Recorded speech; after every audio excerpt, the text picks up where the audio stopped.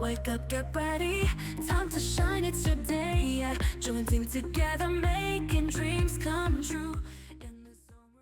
To kick things off, what I'd love to do is start with a little bit of an exercise. So I want everyone, if you can, take your phone out of wherever it is, probably right in front of you if you're me, and set your phone to the left side of your screen.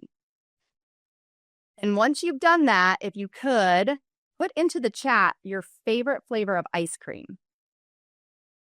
And Daniel, I can't see chat, so I'm going to lean on you to tell me if no one's doing it. Pistachio, mint chocolate, chocolate chip cookie dough, coffee, pomegranate, cookie dough, strawberry, Ben & Jerry's Tonight Show dough. Very specific. I like it.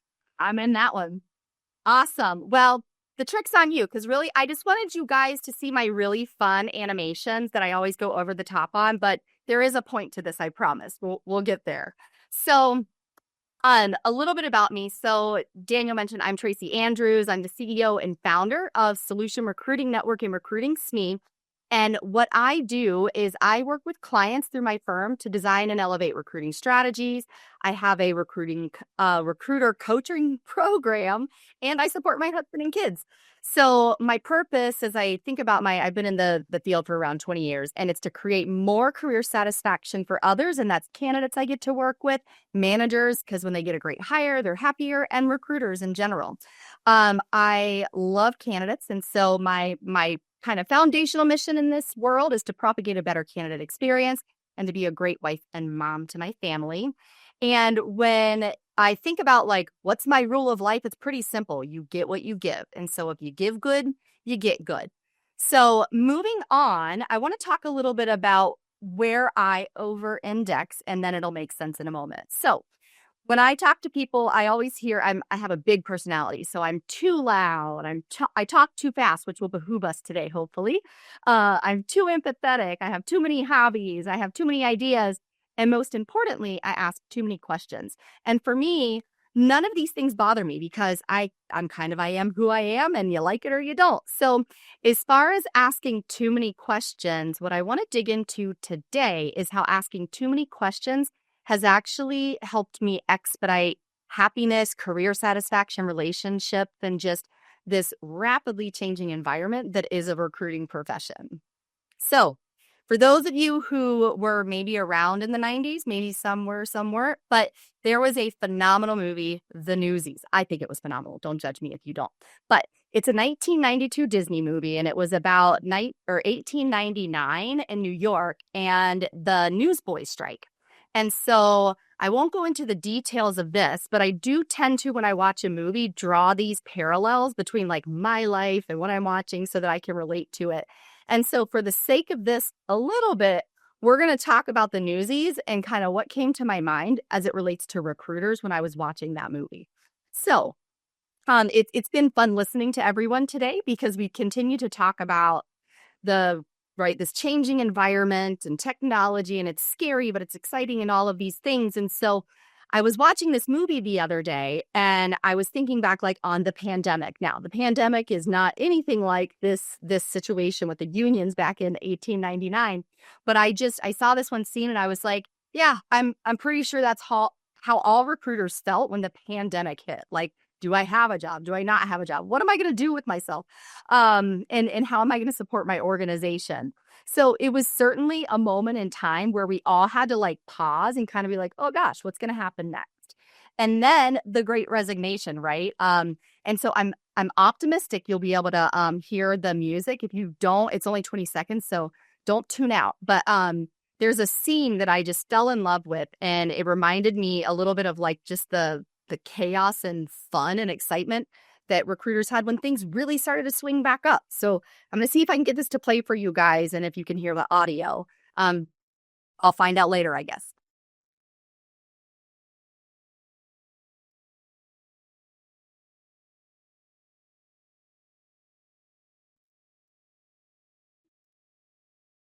I'm the king of Free from Hate Story, Guts and Glory.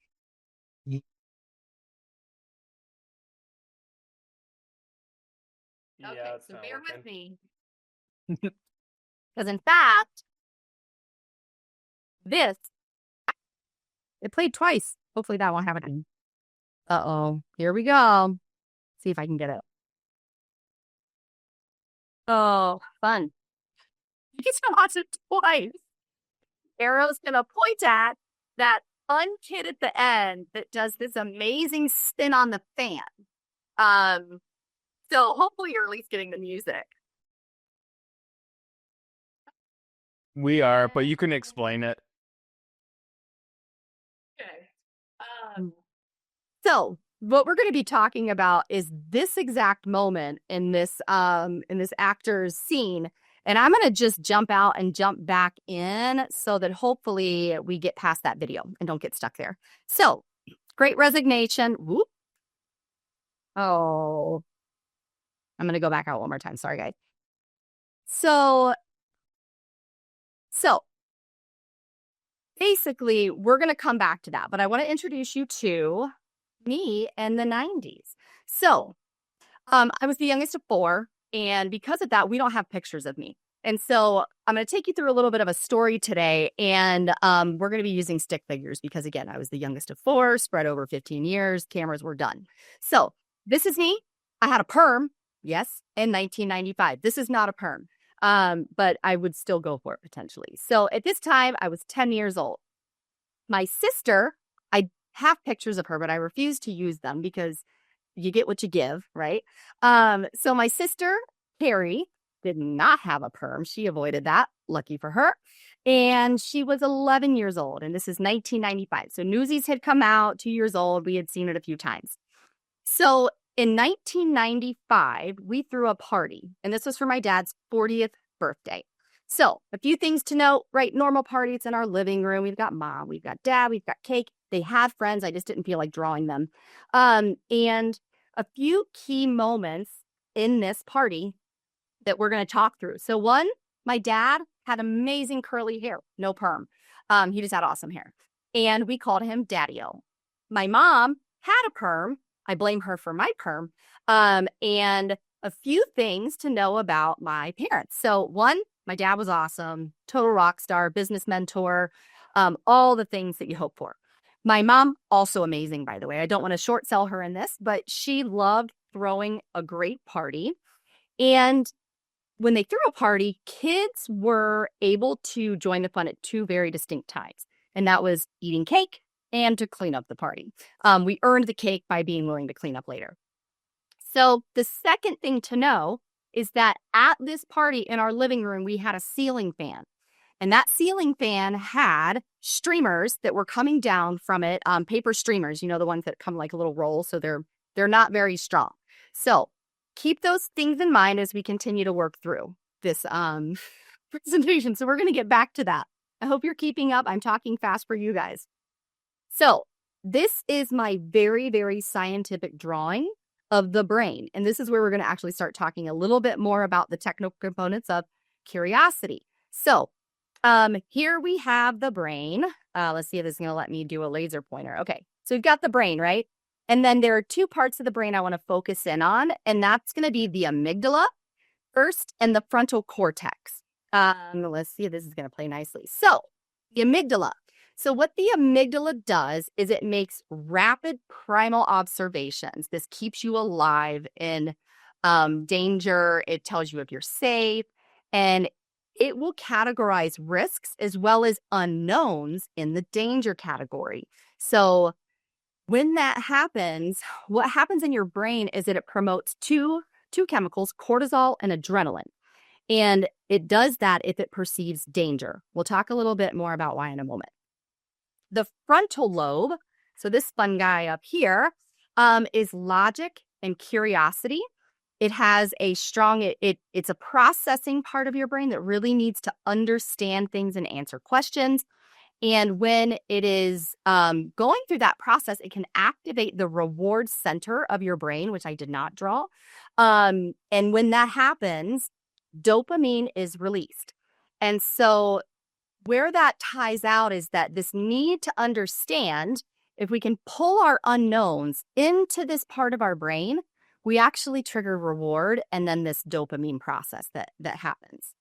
So what happens, right? I try to find something fun, but like danger, Um, so there are a few things that happen in your brain when it perceives danger, and we're going to group unknowns under that danger. So there are things that underperform and there are things that overperform. So when our amygdala perceives danger, the amygdala is going to take up all of the space, right? It's going to be really active, and it's going to be pumping out cortisol and adrenaline or triggering that to happen. And the frontal lobe kind of goes white space. And so what that means is in those moments, you're not capable of the normal levels of logic and thinking, and there isn't dopamine, and you're not curious. The other thing that happens, and the purpose of that adrenaline and that cortisol, is that it sends all of your capabilities to the amygdala and to your arms and legs. And that's so you can fight or run or freeze or do what you need to do to stay safe. That she also has a perm. So what's happening in this moment of danger is we go into this really primal place, and it's natural. And we know we get there. We don't know why we got there, how we got there, because the amygdala was designed to, like, what do you do when there's a bear that comes up to you? Not what do you do when your hiring manager says no to a candidate that you really thought they should be saying yes to. That can trigger all of this, but it's because we've been programmed based on like these primal responses. And so if we can find ways to pull out of that and to reprogram ourselves for curiosity, we make a lot more of those moments, and we expedite our capability and our career and our success. So let's go back to the 90s really quick. So we've had the party, we've had the cake, parents are out at an after party, and the cleanup crew shows up. So that's me, that's my big sister. And as most 10 and 11-year-olds do, we did our best, but we also got a little distracted. And part of this distraction, I'm going to show you a little bit of a diagram here of what went down in 1995. So our master plan, we had watched Newsies. We were super excited. I was on a chair, and I was going to hold on to this fan.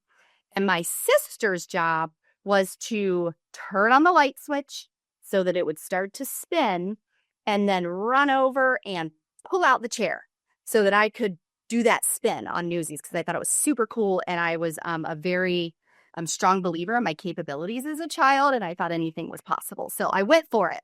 So that was our master plan. And we're going to get back to that in a minute.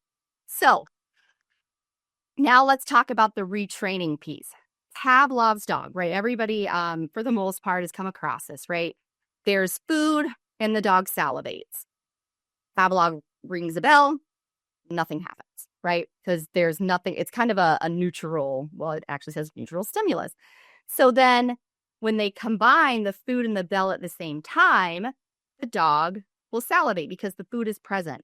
Over time, the brain makes that connection, repetition, that where if the dog hears the bell, the dog salivates. So we can take this same principle when we're thinking about how do we help ourselves train to get back into that frontal lobe more quickly and to leverage that space of our brain more often. So we're going to do a quick translation. Hopefully I'm not getting too long-winded here. But so for this instance, dog food is new knowledge, because that's what gives you the dopamine, is when you've learned something new, your brain produces dopamine. Salivation is the dopamine, right? That's the reaction that your body is having. And then the bell is just something unknown. So if you walk into a room and there's 13 chairs, your brain doesn't naturally go, I wonder why there's 13 chairs. So there's a lot of things that are around us all the time that we don't know anything about, but we're not really programmed to be thinking about them. And we tend to stay like pretty focused in on one topic. So, see my animations. I knew they were going to get me. So what we do is during conditioning, before conditioning, if there's new knowledge that we gain, it's happening right now, hopefully, if you're learning something, but your knowledge center and reward center is triggering some dopamine, and it's expediting the reaction in your frontal lobe and getting your frontal lobe like warmed up and excited. Your cognitive is heightened, all kinds of fun stuff. And also before conditioning, like I said, you walk in a room, there's 13 chairs. You're not going to think twice about it. That's not going to give you any dopamine. It's just there's chairs everywhere. There's actually I don't know, but there's a lot of chairs in this room I'm in today. So during conditioning, what we do is we intentionally try to start pairing these non-important questions with some new knowledge because the new knowledge gives us dopamine. And what happens over time is that walking in a room or when you come up to a moment where there's a question, dopamine starts automatically.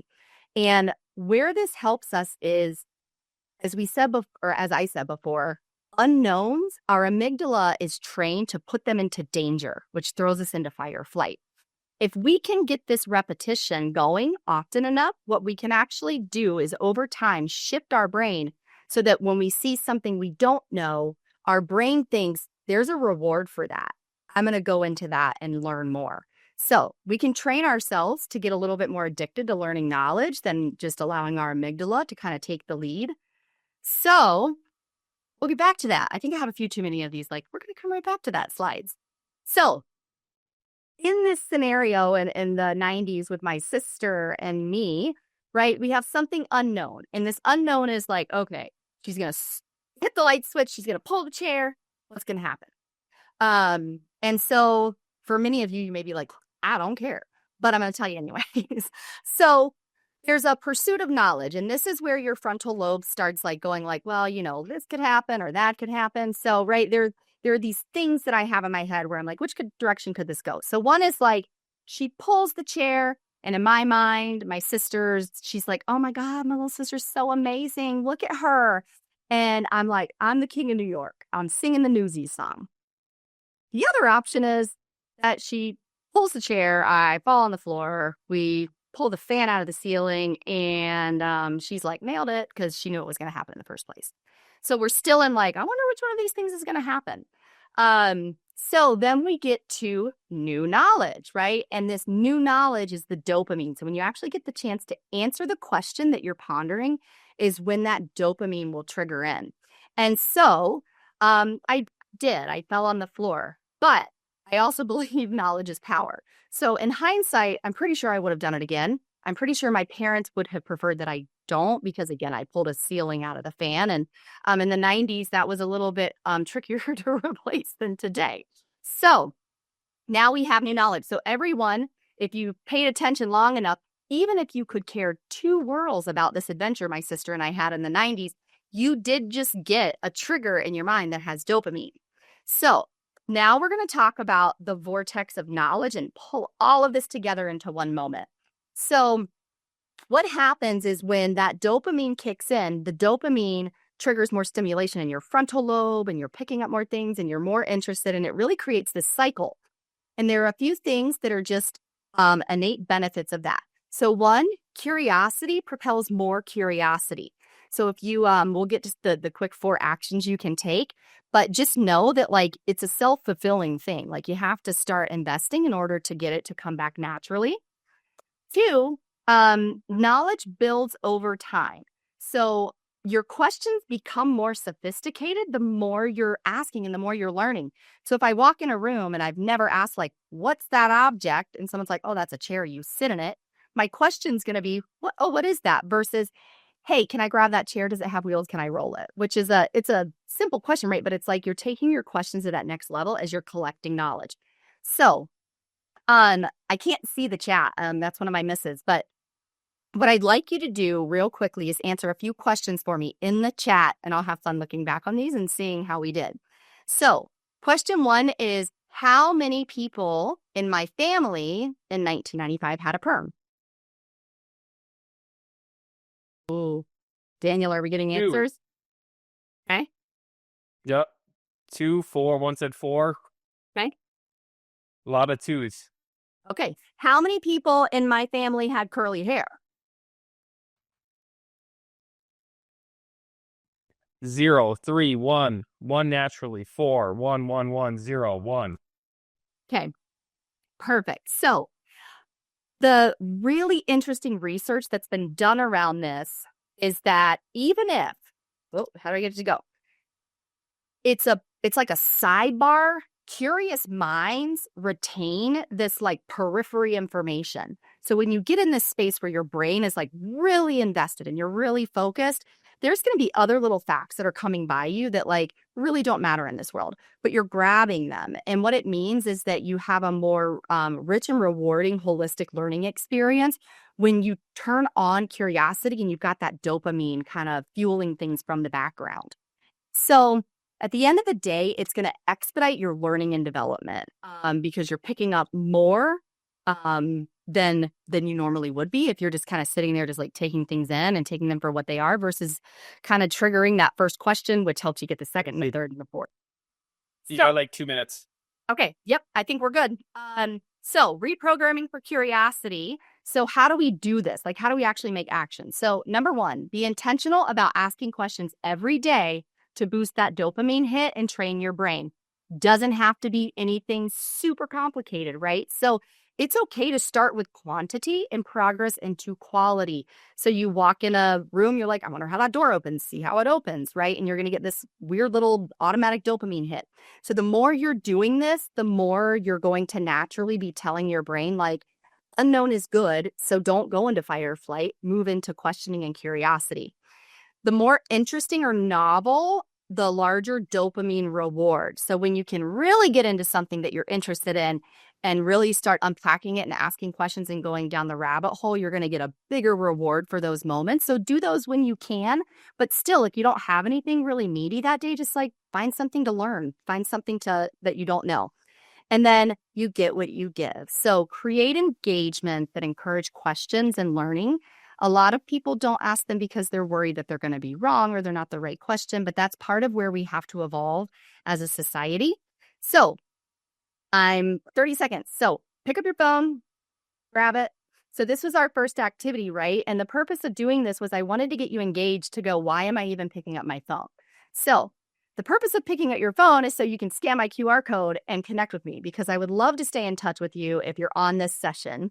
And if nothing else, hopefully you learned the benefit of learning and curiosity as you go through your day. Oh,